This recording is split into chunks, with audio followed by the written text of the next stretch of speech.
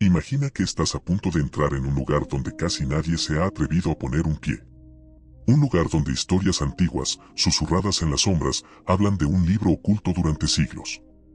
Este es el manuscrito oscuro de Salomón, un texto que muchos creen prohibido porque describe rituales demasiado poderosos para el mundo común. Antes que nada, respira hondo y acompáñame paso a paso, porque hoy comprenderás cómo surgió este manuscrito, por qué muchos intentaron borrarlo de la historia y qué contenía que causó tanto miedo. Todo de forma sencilla, clara y sin exageraciones, como si estuviéramos hablando cara a cara, explorando juntos lo desconocido, con calma, sin prisas y sin misterio forzado. La leyenda comienza con el rey Salomón, conocido por su sabiduría y una curiosa habilidad descrita en textos antiguos, la capacidad de comunicarse con entidades espirituales. Según muchos relatos, registró técnicas, símbolos y palabras que permitieron a los sabios de su época comprender fuerzas invisibles. No hablamos de magia teatral, sino de conocimientos que intentaban explicar fenómenos que la gente desconocía. Se dice que el pergamino oscuro es una de estas obras. Se dice que contenía instrucciones sobre cómo protegerse del mal, cómo calmar los miedos nocturnos e incluso cómo interpretar señales espirituales. El problema es que, con el tiempo, estas enseñanzas se consideraron peligrosas, prohibidas o demasiado difíciles de controlar, por lo que el libro fue ocultado. A lo largo de los siglos, muchos grupos intentaron hacer desaparecer el manuscrito. Algunos creían que las palabras de Salomón podían usarse con fines erróneos. Otros afirmaban que solo personas altamente capacitadas debían tener acceso a estas enseñanzas, ya que exigían responsabilidad y equilibrio emocional. Y aún había quienes temían perder poder si este conocimiento se hacía público. Por lo tanto, se quemaron, ocultaron o destrozaron copias. Pero, como ocurre con casi todas las historias prohibidas, parte del contenido sobrevivió en fragmentos, cartas y relatos de eruditos.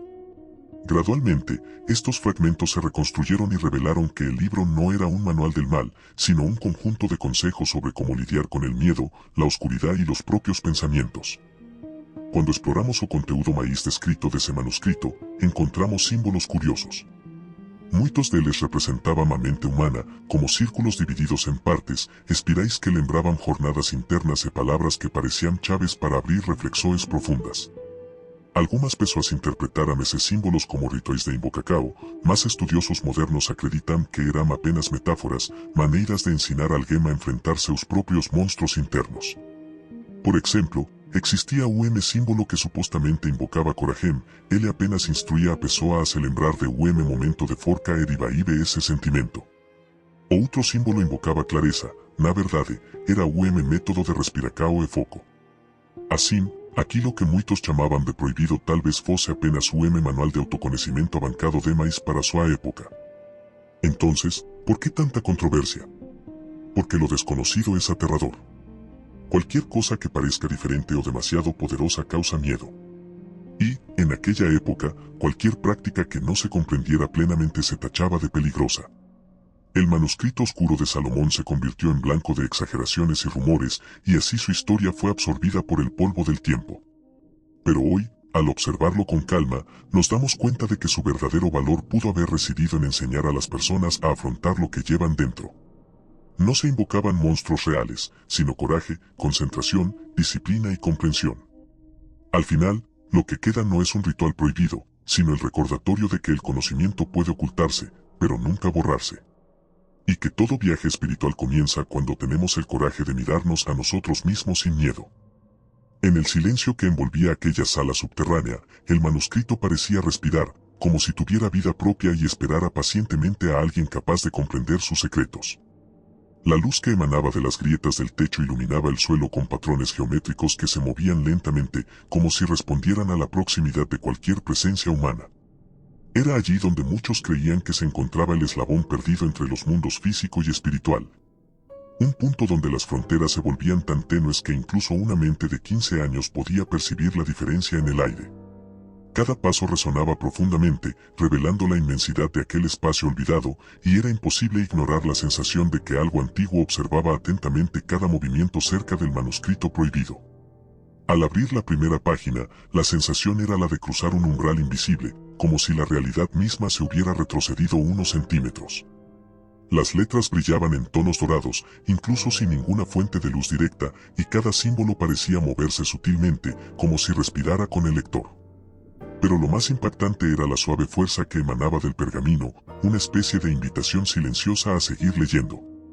Incluso un joven podía percibir que este texto no había sido escrito simplemente para enseñar, sino para despertar algo. Y cuanto más se recorría la mirada sobre las líneas brillantes, más profunda se hacía la sensación de que este conocimiento pertenecía no solo al pasado, sino a la esencia misma del mundo.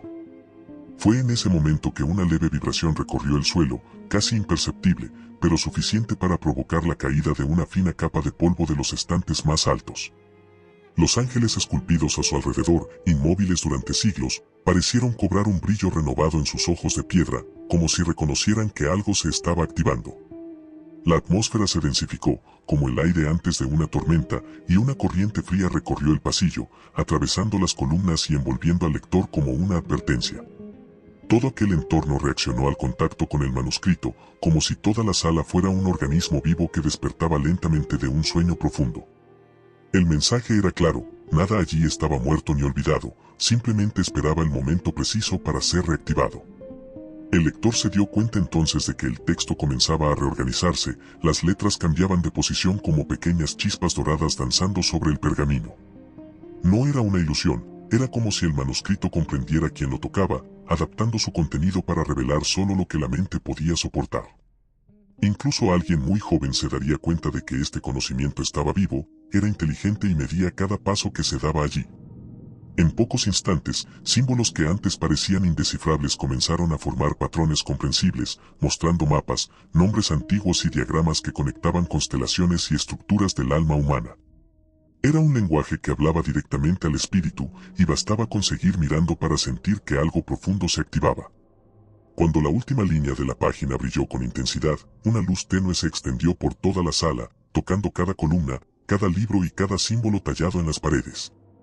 Las sombras se movían solas, como si algo caminara entre ellas, y un sonido distante, similar al de largas campanas, resonó por la biblioteca subterránea.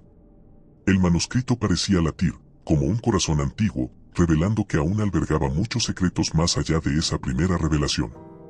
Y a medida que la luz disminuía lentamente, volviendo a su tono dorado habitual, la sensación de que este lugar había elegido a su nuevo guardián se volvió imposible de ignorar. Allí, entre el polvo, el silencio y el misterio, el sombrío manuscrito de Salomón finalmente despertó una vez más.